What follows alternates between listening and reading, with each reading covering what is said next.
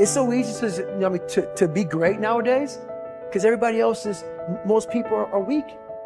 This is a softened generation. So if you have any mental toughness, any ability, if you have any fraction of self-discipline, the ability to not want to do it, but still do it. See, a lot of people pretend that they want more out of life, but all you have to do is watch their actions.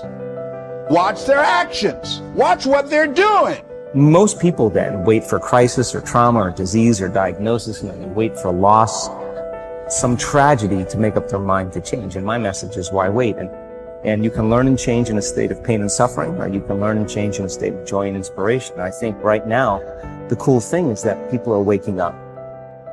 You might be using the word but it's not because you're dumb. You don't understand how dangerous that word is. I'm coming here today to warn you. I'm coming here today to protect you. Stop using the word but. If you're not careful, it's a part of your vocabulary. If you're not careful, it can become a part of your DNA. Why are you constantly making excuses? Do you really believe that excuses are going to save you? Do you understand what it means that you have to get to a level that you have never been in your life? Do you really have the mental fortitude to level up? This is the time right now for you to recognize the truth about who you really are inside. All that you have to do in order to start to pursue your dreams is take small actions every day that align your life in that direction. All you have to do to kill procrastination is just start. You just go, and procrastination dies. So don't wonder how you overcome procrastination. It's easy. All you do to overcome procrastination is go. Very few battles are won under ideal circumstances. So you gotta simulate and practice the unknown so that the unexpected will not derail you. Every morning when you get up, ask yourself, how can I put myself in a place where I'll be uncomfortable? See, you have to master the unknown. You gotta master your fears. You gotta master the unexpected, so when it happens, you are prepared.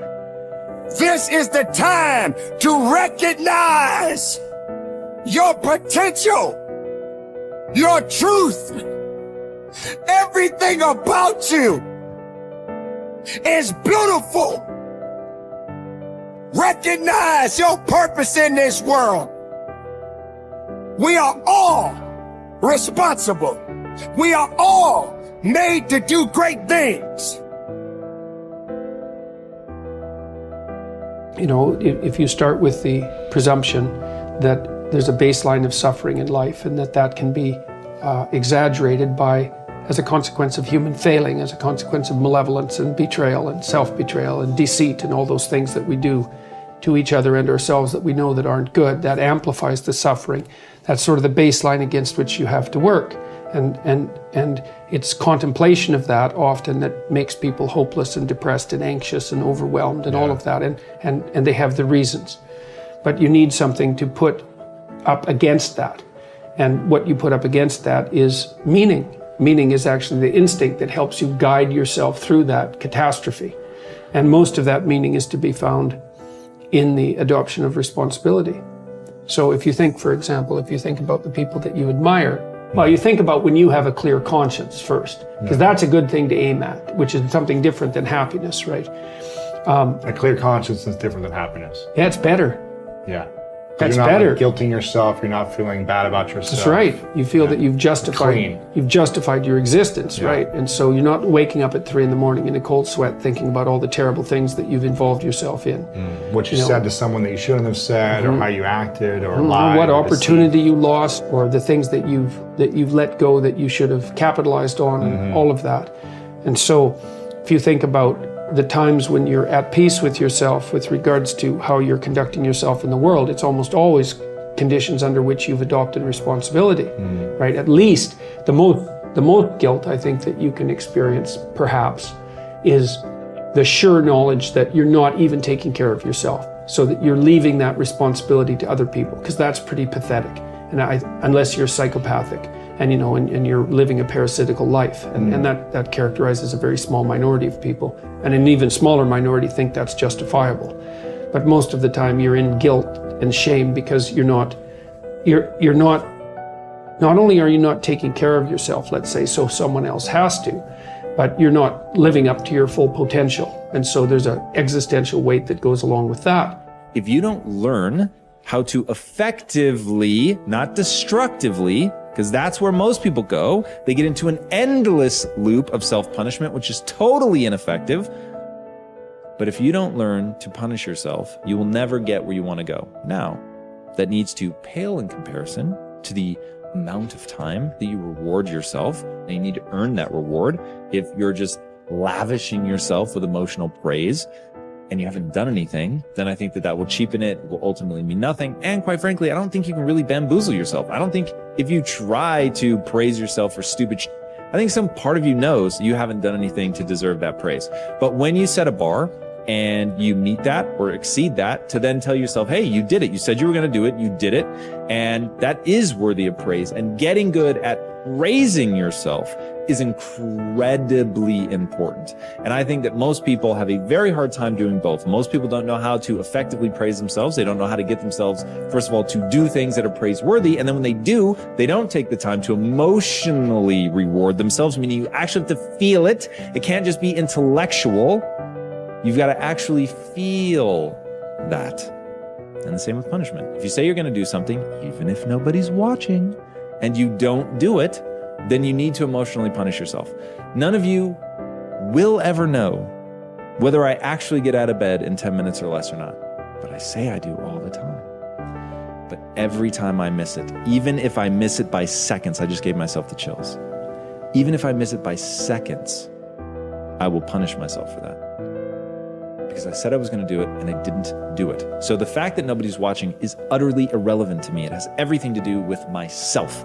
Now, the reason that this is important, the reason that I think that people need to do this is because that's how you shape your behavior. So, like water, over time can create the Grand Canyon, or you can take a polishing rock and shape stones.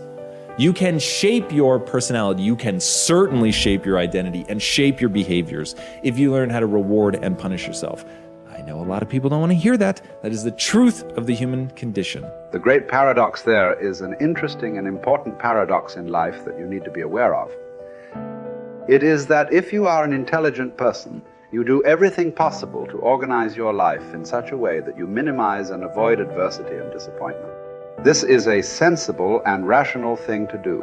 All intelligent people, following the path of least resistance to achieve their goals, do everything possible to minimize the number of difficulties and obstacles that they will face in their day. Today activities, disappointment is inevitable, yet in spite of our best efforts, disappointments and adversity are normal and natural, unavoidable parts of life. Benjamin Franklin said that the only things that are inevitable are death and taxes, but every bit of experience shows that disappointment is also inevitable. No matter how well you organize yourself and your activities, you will experience countless disappointments, setbacks, obstacles, and adversity over the course of your life. And the higher and more challenging the goals that you set for yourself, the more disappointment and adversity you will experience. This is the paradox. It is impossible for us to evolve and grow and develop to our full potentials except to the degree to which we face adversity and learn from it. All of the great lessons of life come as the result of setbacks and temporary defeats, which we have done our utmost to avoid. Adversity, therefore, comes unbidden, in spite of our best efforts. And yet, without it, we cannot grow into the kind of people who are capable of scaling the heights and achieving great goals. Adversity is what tests us throughout history. Great thinkers have reflected on this paradox and have concluded that adversity is the test that you must pass on the path to accomplishing anything worthwhile. Herodotus, the Greek philosopher, said, "Adversity has the effect of drawing out strength and qualities of a man that would have lain dormant in its absence." The very best qualities of strength, courage, character, and persistence are brought out in you when you face your greatest challenges and you respond to them positively and constructively. Everyone faces difficulties every step of the way. The difference between the high achiever and the low achiever is simply that the high achiever utilizes adversity and struggles for growth, while the low achiever allows difficulties and adversity to overwhelm him or her and leave him or her discouraged and dejected. Bounce Back from Disappointment, the work by Abraham Zeleznik at Harvard, proved that the way you respond to disappointment is usually an accurate predictor of how likely you are to achieve great success. If you respond to disappointment by learning the very most from it, and then by putting it behind you and pressing forward, you are very likely to accomplish great things in the course of your life.